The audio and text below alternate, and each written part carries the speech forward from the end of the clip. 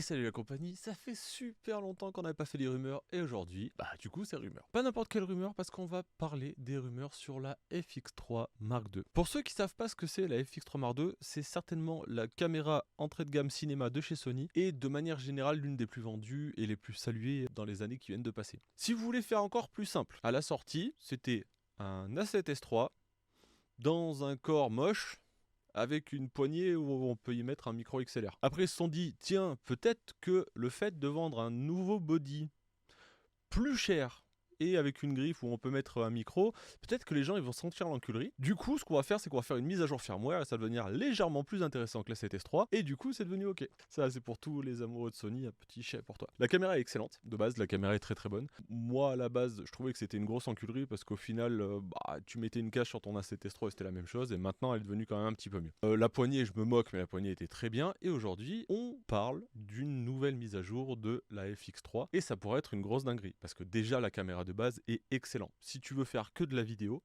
il n'y a pas beaucoup mieux. Après, on tape carrément sur des grosses caméras ciné, mais c'est pareil, il faut en avoir l'utilité, avoir les équipements et potentiellement avoir le personnel pour. Mais pour filmer tout seul, actuellement, il n'y a pas beaucoup mieux que la FX3. Alors, rentrons dans le vif du sujet. Alors attention, parce qu'il y a des choses qui sont sorties, mais il y a aussi des gens qui ne savent pas compter. Donc on va avoir des écarts entre la résolution maximum de la caméra et ce qu'ils annoncent en mégapixels. Tout n'est pas forcément hyper cohérent, mais aujourd'hui on parle de rumeurs. Donc on parlerait d'une évolution. De base, la FX3 est un capteur 12 mégapixels. Aujourd'hui, on parlerait d'un capteur qui montera à 15 ou 16 mégapixels. Ça fait une petite évolution, mais le fait que les mégapixels soient très bas fait aussi partie du charme de la FX3, ce qui lui avait donné cette capacité à avoir une excellente gestion des basses lumières qui était, à mon sens, pas égalée. Honnêtement, c'était la meilleure caméra en basse lumière qui existait. Dans cette gamme-là, attention. Et c'est là où on va avoir un petit problème. Et après, il parle d'un potentiel d'enregistrement de 4K pour la FX3 basique et de 6 à 8K pour la FX3 Mark II. Si je dis pas de conneries, le minimum c'est 18 mégapixels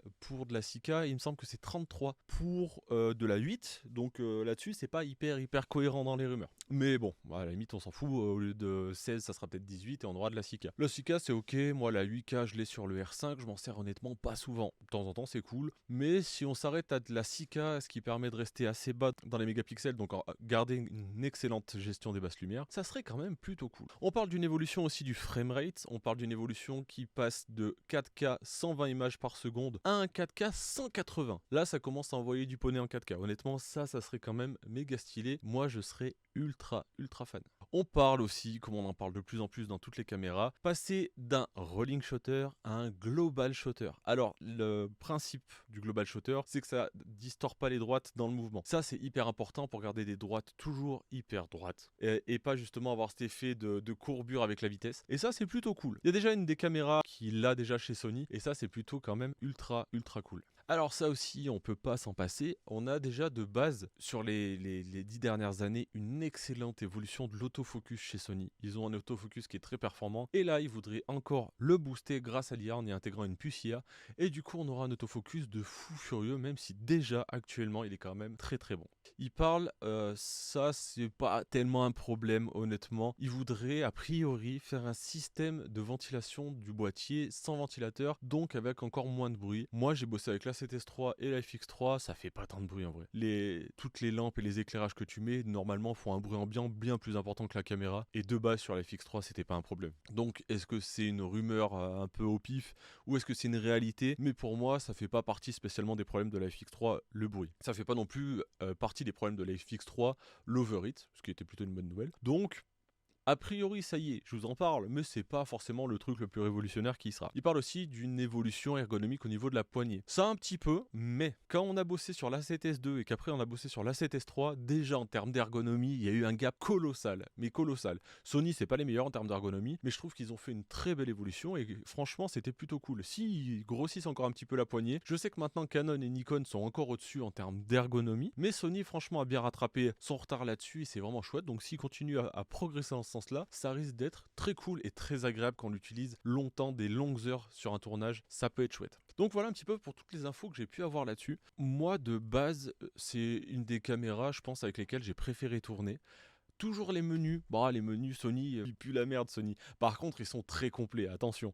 Ils sont très complets. C'est ce qui fait que c'est un peu de la merde parce qu'on s'y retrouve pas, c'est chiant, il y a des trucs qui sont pas top. Les autres sont quand même nettement meilleurs là-dessus. Mais par contre, ils sont très complets, il y a beaucoup de choses, on peut personnaliser énormément de paramètres. C'est très très cool là-dessus. Mais encore un petit effort à faire. Si au fur et à mesure du temps, on peut avancer là-dessus, c'est chouette. Moi, j'ai rencontré des gens qui étaient de très mauvaise foi, qui m'ont dit non, mais moi je m'en suis sorti, j'ai acheté le boîtier, j'ai pris une formation pour faire les réglages. Moi, je suis chez Canon et j'ai jamais besoin de formation pour les réglages. Les gens chez Nikon n'ont pas besoin de formation pour les réglages.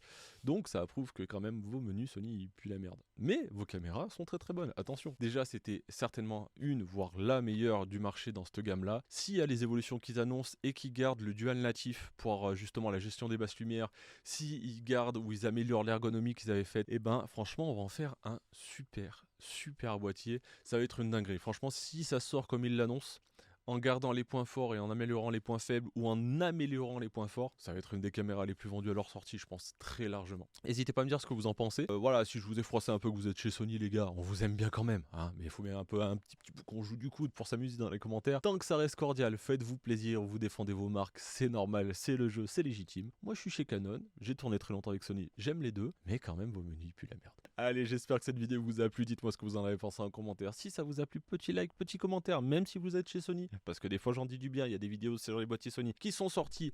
Et j'ai dit quand même que c'était quand même pas mal. Donc, on se calme, on va voir les playlists. Et moi je vous dis à la prochaine les gars, ciao.